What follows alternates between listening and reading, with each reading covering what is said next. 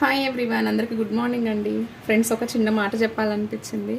ఇంకా చాలామంది అయితే పేరెంట్స్ని ఓల్డ్ ఏజ్ హోమ్లో వదిలేసి ఇంకా వాళ్ళు ఏదో ఏకాంతంగా బతకాలి అనేసి చాలామంది ఏదో ఫ్రీడమ్ కోసం బయటకు వచ్చేస్తున్నారు. వాళ్ళ కోసం ఎందుకు ఒక చిన్న మాట చెప్పాలనిపించింది. దీనికి సంబంధించి లాంగ్ వీడియో కూడా చేశాను, అది ఈవినింగ్ వరకు పోస్ట్ చేసేస్తాను. ఇంకా ఈ షార్ట్ వీడియోలో అయితే, లాంగ్ వీడియో అయితే ఎక్కువ మందికి రీచ్ అవ్వదు కదా, బట్ షార్ట్ వీడియో అయితే ఎక్కువ మందికి రీచ్ అవుతుంది అనేసి ఒక చిన్న మెసేజ్ ఇద్దామనేసి ఒక చిన్న వీడియో అయితే పోస్ట్ చేస్తున్నాను. ఇంకా నిజంగా ఒక మాట చెప్పనా అండి, మనము లైఫ్లో ఏది కోల్పోయినా మళ్ళీ సాధించగలం, మళ్ళీ సంపాదించుకోగలం, అది ఏదైనా సరే.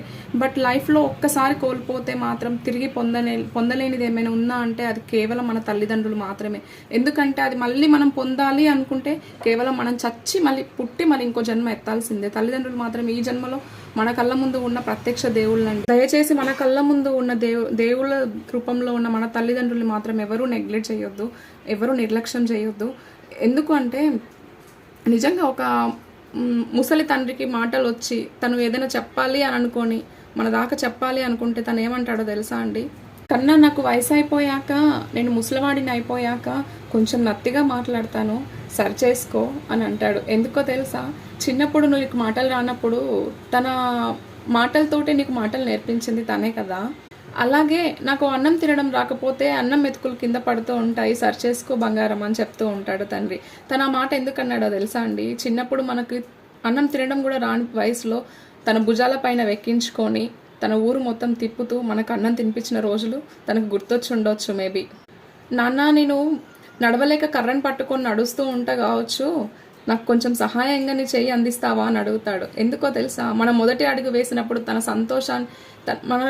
సంతోషాన్ని తను అదుపులో ఉంచుకోలేక తన ఆనందంతో ఊగిపోతూ ఉంటాడు కదా, తనకు ఆ రోజులు గుర్తొచ్చి ఉంటాయి. ఫ్రెండ్స్, ఇలా చెప్పుకుంటూ పోతే ఒకటి కాదు, రెండు కాదు, చాలా ఉన్నాయి. ఈ వీడియో ఈ టైం సరిపోదు కాకపోవచ్చు ఇంకా, బట్ ఓవరాల్గా ఒకటే చెప్దాం అనుకుంటున్నాను. ఫ్రెండ్స్, తల్లిదండ్రులు ఉన్నంతసేపు మనం ఉంటాము, కానీ మనం ఉన్నంతసేపు మన తల్లిదండ్రులు మనతో ఉండరు. ఉన్నప్పుడే వాళ్ళ కళ్ళలో సంతోషాన్ని చూడండి. ఇంత సెల్ఫిష్గా ఆలోచించే కొడుకులు ఉన్న ఈ రోజుల్లో, బట్ నా సబ్స్క్రైబర్స్ ఒకరు ఉన్నారండి, ఇంకా వాళ్ళ కోసమే ఈ వీడియో పోస్ట్ చేస్తున్నాను. తన తండ్రి రీసెంట్గా చనిపోయాడు, 1 వీక్ అవుతుంది, ఎక్స్పైర్ అయిపోయారు. బట్ కళ్యాణి గారు నా కోసం ఒక వీడియో పోస్ట్ చేయరా, ఇప్పుడున్న ఈ జనరేషన్కి ఒక చిన్న మెసేజ్ ఇవ్వరా అనేసి అడిగారు.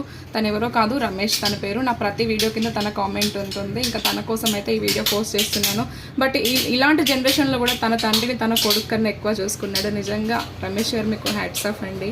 మీలాంటి కొడుకులు ఉంటే మాత్రం సమాజంలో ఎటువంటి తండ్రి మాత్రం అస్సలు ఓల్డ్ ఏజ్ హోమ్కి వెళ్ళాల్సిన అవసరం రాదు. నిజంగా చెప్తున్నాను. Thank you for watching. Bye everyone.